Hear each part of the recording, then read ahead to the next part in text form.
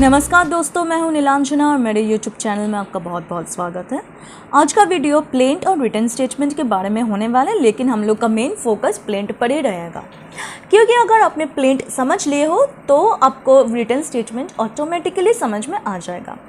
Video शुरू करने से पहले अगर आप मेरे चैनल में नए हो इसको सब्सक्राइब ज़रूर कर देना, घंटा ज़रूर दबा देना, ताकि मैं जब भी वीडियोज़ डालूँ आपका नोटिफिकेशन मिलते रहे। तो चलिए शुरू करते हैं। प्लेंट वही होता है जब सिविल केस स्टार्ट करना हो, मतलब कि आपके साथ कुछ हुआ है, ठीक है, और आप इसके वजह से आपको केस फाइल करना है, सिविल केस फाइल करना है, तो आप तभी कर सकते हो जब आपने प्लेंट फाइल किया हो कोर्ट में। तो प्लेंट में क्या क्या होना ज़रूरी है? नेम, एड्रेस, एज, सारा personal details. Cause of action मतलब किस वजह से ये जो आपके साथ हुआ है वो हुआ है, मतलब जो इंसिडेंट आपके साथ हुआ है किस वजह से हुआ है, that is known as cause of action. फिर आपका ग्रीवेंस क्या है? अगर पैसा इन्वॉल्व्ड है, कितना पैसा इन्वॉल्व्ड है, अगर ये केस डेब्ट के बारे में होने वाला है, मतलब डेब्ट रिकवरी के बारे में है, तो कितना पैसा आपने दिया हो, कितना पैसा आपको चाहिए, वो सारा सब भी मेंशन करना पड़ेगा। अगर आप डिटरमाइन नहीं कर पा रहे हो तो वो भी आपको मेंशन करना पड़ेगा। साथ साथ आपका कहाँ पे ये इंसिडेंट हुआ है वो भी मेंशन होना पड़ेगा। तो हमने तो देख लिया प्लेंट होता क्या है और प्लेंट में क्या क्या होना ज़रूरी है। तो चलिए देखते हैं प्लेंट कब रिटर्न हो जाता है। प्लेंट तभी रिटर्न होता है, मान लीजिए आपके साथ जो कोई भी इंसिडेंट हुआ है, वो इंसिडेंट अगर कोई और जगह में होता है और आप केस कहीं और करते हो जिस कोर्ट का उस जगह के ऊपर कोई जुरिस्डिक्शन नहीं है, इन दैट केस प्लेंट रिटर्न हो जाएगा। पिक्यूनियरी जुरिस्डिक्शन, अगर आपका कोई पैसा जो है वो 10 लाख के बारे में है, ठीक है, 10 लाख का है, और जिस कोर्ट में आपने फाइल किया वो सिर्फ 5,000 का है, so in this case plaint return हो जाएगा। सब्जेक्ट मैटर जुरिस्डिक्शन, जिस बारे में केस चल रहा है, अगर वो court is not competent to entertain such pleas, in that case वो प्लेंट रिटर्न हो जाएगा। अब प्लेंट जो रिटर्न होगा उसका प्रोसीजर क्या है, उसका प्रोसीजर हम देखेंगे। चलिए देखते हैं। पहले ये है, कोर्ट जो है प्लेंटिफ को थ्रू पोस्ट उसको इन्फॉर्म करना पड़ेगा, वाया पोस्टल सर्विस उसको इन्फॉर्म करना पड़ेगा that the court is not competent enough to entertain such pleas. Plaintiff जो है उसको कोर्ट के सामने पर्सनली अपीयर होना पड़ेगा, या फिर उसका काउंसिल, उसका जो लॉयर है, एडवोकेट है, उसको अपीयर होना पड़ेगा, कोर्ट के सामने पेश होना पड़ेगा।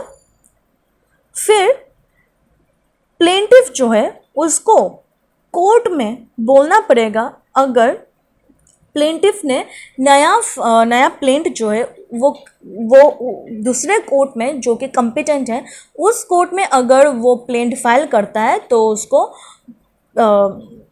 इन्फॉर्म करना बहुत ज़रूरी है। किसको इन्फॉर्म करना? जहाँ पे उसने शुरुआत में प्लेंट को फाइल किया था। कोर्ट जो है, ठीक है, वो कोई नया डेट वो दे सकता है डिफेंडेंट और प्लेंटिफ को कि किस डेट में उन लोग को कोर्ट में आना पड़ेगा, और जिस डेट देगा उस डेट पे ही उसको आना पड़ेगा, लेकिन वो नया कोर्ट में जो कि कम्पिटेंट है, और जो कम्पिटेंट कोर्ट है वो डेट को चेंज नहीं कर सकता। कोर्ट जो है वो प्लेंटिफ को नोटिस दे सकता है, और प्लेंटिफ को और डिफेंडेंट को, regarding the return of the plaint.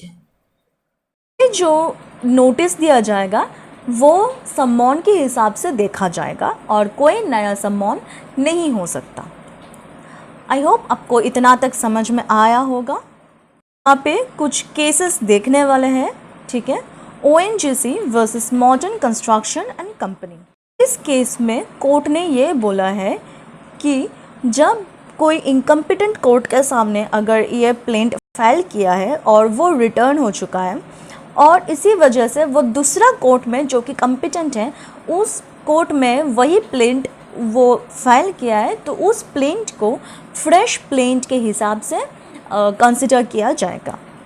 Radha Kishan versus वली अहमद, इस केस में क्या हुआ था, इस केस में जो सीनियर कोर्ट है उन्होंने ये ऑब्ज़र्व किया है जो प्लेंट में वो प्लेंटिफ का सिग्नेचर नहीं था बल्कि किसी और का सिग्नेचर था जो कि ऑथराइज्ड नहीं किया गया बाय द प्लेंटिफ।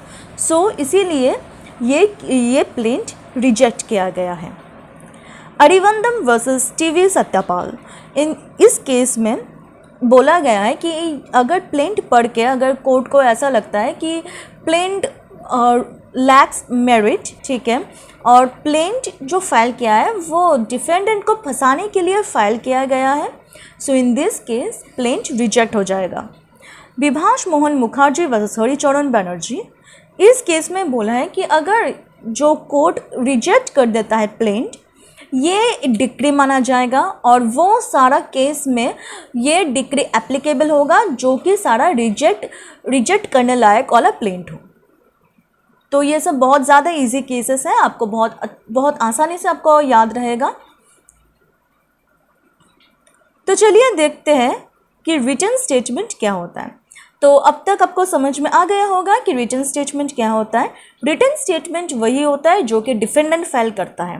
डिफेंडेंट अपने बारे में लिखता है कि वो आपका वो सारा सब होना चाहिए कि जो प्लेंट में होना है, ठीक है, और साथ साथ उसको ये भी जस्टिफाई करना है कि उसने जो किया किस वजह से किया और उससे उसका क्या फ़ायदा होने वाला है, या फिर वो जो ग्रीफेंस बोला है प्लेंटिफ ने वो झूठ है कि सच है। ये सारा सब रिटन स्टेटमेंट में मेंशन होना चाहिए।